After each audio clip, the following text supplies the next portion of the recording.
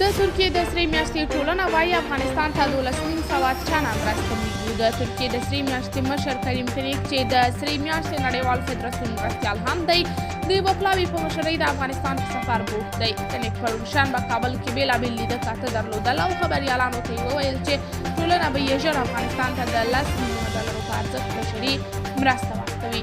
طالبانو پرون ماښام په یوه خبرپاڼه کې وویل چې د ترکیې د سرې میاشتې دغه پلاوي د رئیس الوزرا له مرستې عبدالسلام حنیفي سره هم کتلي او ډاډ یې ورکړی چې تر یوې میاشتې به یې 12,900 ټنه بشري مرسته افغانستان ته رارسېږي. د طالبانو د رئیس الوزرا مرستیال عبدالسلام حنیفي له قوله په خبرپاڼه کې راغلي چې د ترکیې دا بشري مرسته به په 2 ډوبو کې د تورغونډۍ بندر له لارې افغانستان ته انتقالېږي چې خوراکي توکي البته او دارو درمل به پکې شامل دي.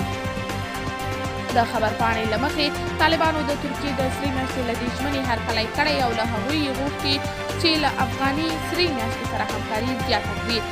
د ترکیې سره میاشت داسې مهال له افغانستان سره د بشري مرستو اعلان کوي چې په کور دننه شاوخوا 23 میلیونه کسان بشري مرستو ته اړتیا لري. له دغه اړمنو افغانانو سره له وړاندې د ملګرو ملتونو او نورو خیریه بنسټونو لخوا مرستې پیل شوي، خو چارواکي او هم اړمن خلک دا مرستې کافي نه بولي. سره له دې چې طالبان او دغه خیریه بنسټونه د خپلو مرستو په رسولو کې د شفافیت ډاډ ورکوي، خو ځینو بېوزله افغانانو ازادۍ راډیو ته په پرلهپسې شکایتونه کړي چې د مرستو په ویش کې تر ډېره عدالت له پامه غورځي. قدرمنو لیدونکو، تاسې په هکله څه نظر لرئ؟ خپل نظریات په دې اړوند له موږ سره په کمنټ کې شریک، ویډیو لایک او چینل هم درسره سبسکرایب کړئ.